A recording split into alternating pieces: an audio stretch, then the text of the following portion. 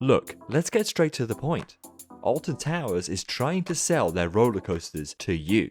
Not literally, obviously, but they want you to buy into each and every one of them. Buy into their design, their story, their brand. Alton Towers want you to make some form of emotional connection with their roller coasters. They want you to associate positive memories with them.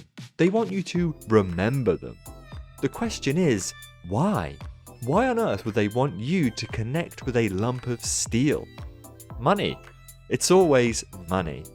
They're betting on you being enthralled by their rides. They want you to consume their social media, buy the ride-specific merchandise, and visit several times each year to get that roller coaster fix. They want your money. That feels like a strange accusation to make. Alton Towers want to sell you their roller coasters. But it's true. Let me break down exactly what I mean. For many theme parks, roller coasters are the undisputed rulers. They're the big kahuna. As a direct result, they're often given more attention to detail than other rides. A carousel? Yeah, what? Slap that down. A roller coaster? Well, we need to think about that a little bit more. Sometimes that thought goes as deep as a theme, some form of narrative that envelops the ride to make it that little bit more interesting. Other times, the idea is a bit more shallow.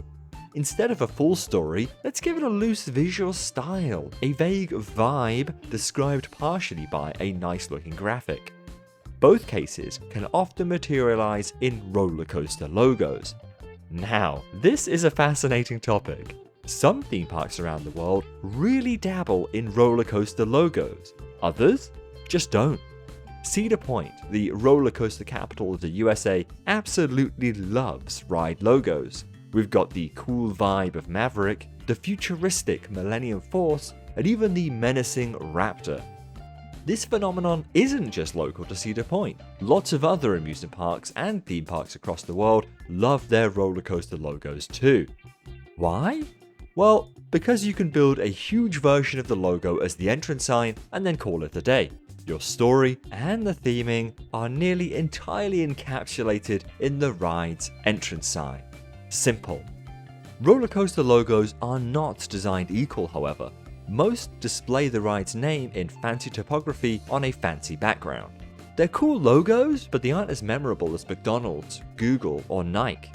These are examples of a single recognizable icon, a single logo that can be immediately identified. Roller coaster logos are cool, but they are not that impactful. The average person probably won't remember Maverick's logo. Who cares though, right? These parks are building roller coasters, not international brands. What would happen if they did care? If you go beyond the normal fancy text? Well, one theme park in particular has done just that. Alton Towers. Alton Towers roller coaster logos feature distinctive iconography. The entire ride can be boiled down into one recognizable image. Oblivion, the Smiler, Wicker Man, Nemesis Reborn.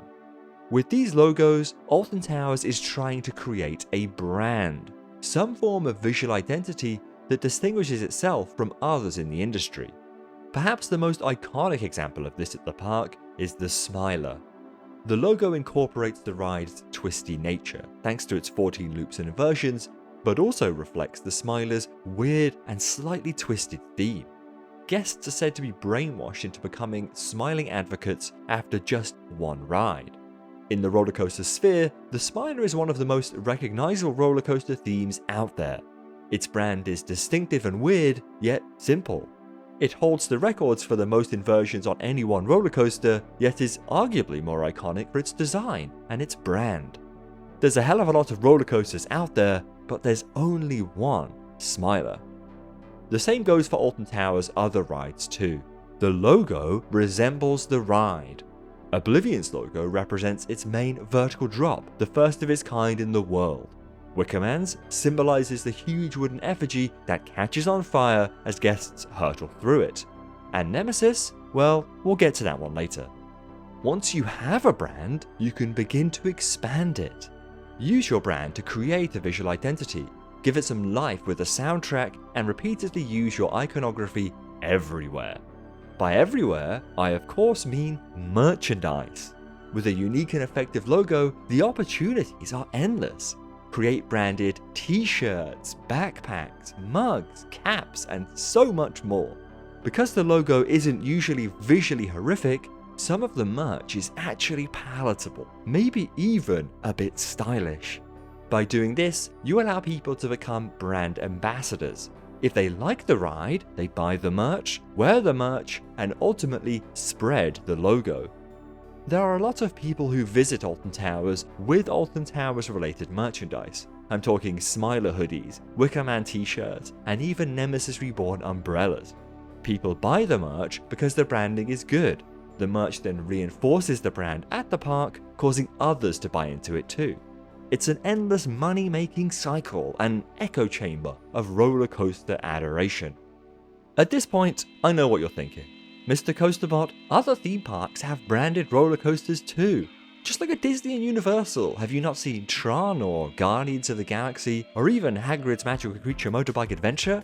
The name's Harry, and yes, I have.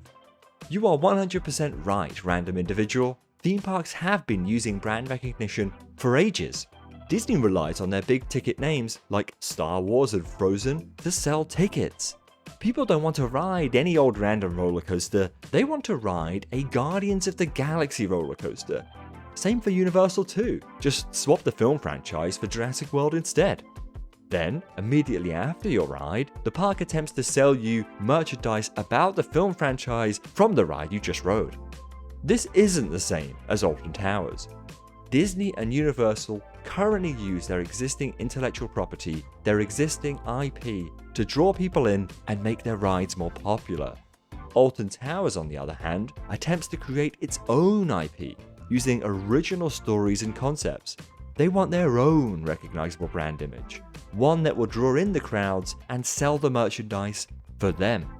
It's not a ride built around an existing story, it's a new story built around a ride. Disney used to do this. Rides like Big Thunder Mountain, Haunted Mansion, and Jungle Cruise all had original stories. The final two even spawned their own films loosely based on the rides themselves. That is the end game.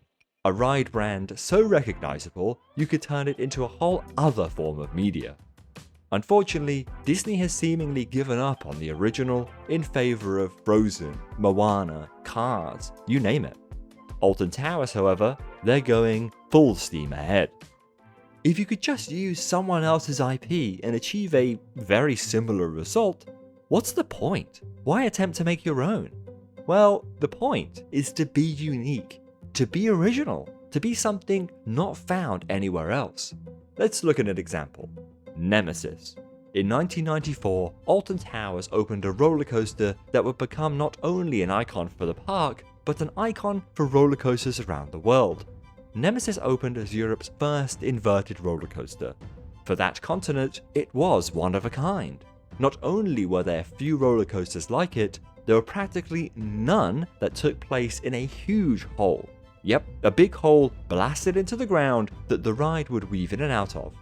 If we fast forward to today, these characteristics are much more commonplace. In fact, there's a ride practically identical to Nemesis at a theme park in Germany. Black Mamba at Phantasialand is the exact same type of ride. I mean, see, look, they both dangle, and it takes place mostly inside of a big hole in the ground. So, sadly, Nemesis wasn't as unique anymore. However, in 2022, Nemesis was reaching the end of its lifespan. Rides wear out over time, and eventually a practical decision needs to be made.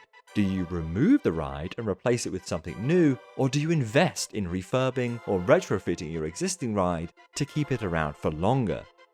For Alton Towers, the decision was simple. Nemesis was love. It was an icon. So, they decided to keep it around. In 2023, the vast majority of the ride's track was torn down and replaced like for like with brand new pieces. However, Alton Towers being Alton Towers, they did more than just keep Nemesis around. They rebranded it. The park took the story of Nemesis and began connecting the dots with stories from other nearby rides. While making these changes, they also looked to make the ride more recognizable. The Smiler has its loops, Oblivion its drop, and Wickerman its effigy. For the new Nemesis, Alton Towers brought it to life. Literally, a huge moving eye became the central icon of the ride. And with it came a new logo, one linked hand in hand with the rebrand. Nemesis became Nemesis Reborn. Alton Towers brought Nemesis to life, and by doing so, accidentally, or maybe entirely on purpose, made it more enthralling. At what other theme park in the world is a roller coaster alive? The Nemesis creature became a character within its own story. People might not want to emotionally invest in a lump of steel, but a character? That they love. A bigger connection means more love for the brand, and more love for the brand means more cash money in the form of merchandise. For people who love to visit theme parks too much, i.e. me, it's seemingly a win-win. There's more of a ride to engage with, to be thrilled by, and in turn, more of a ride to buy into, to rep with the latest t-shirt. The conclusion of the rebrand is simple. Nemesis has returned to being one of a kind, a roller coaster unlike any other around the world. It stands out, is memorable, and instantly recognizable. The conclusion of this video is a lot less simple. On one hand, I just wanted to say in a video format that I think Alton Towers' branding of roller coasters is really cool. I wish other theme parks would spend as much time and effort creating these intricate brands for their roller coasters. I see why many don't, but I'd love it if they did. On the other hand, the real conclusion is deeper. It isn't that ride logos are cool, it's that we're losing the uniqueness when it comes to theme park rides. Disney used to set the standard when it came to creating unique and engaging rides. They were interesting, story-driven, and recognizable.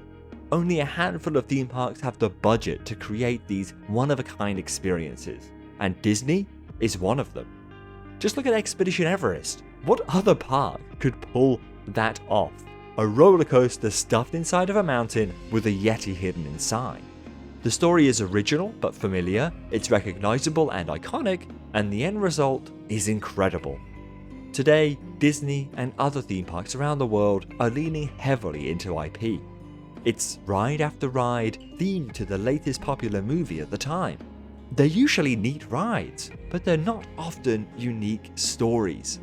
Fortunately, despite Disney's shortcomings, other smaller theme parks continue to push barriers when it comes to creating original stories. On Baron 1898, the Efteling recruits you on a trip down a haunted mine. Busch Gardens Williamsburg features a supernatural trip into the Black Forest during Verbolten. And Europa Park's Voltron tells an energetic interpretation of Nikola Tesla's story. Theme parks should strive to be different, original, and unique. Thankfully, Alton Towers is just a fantastic example of that. Oblivion, The Smiler, Wickerman, Nemesis Reborn are all standard rides made unique by their story and branding. Why settle for the mundane when you can be one of a kind? Thank you for watching, subscribe if you enjoyed it, and I'll see you all next time.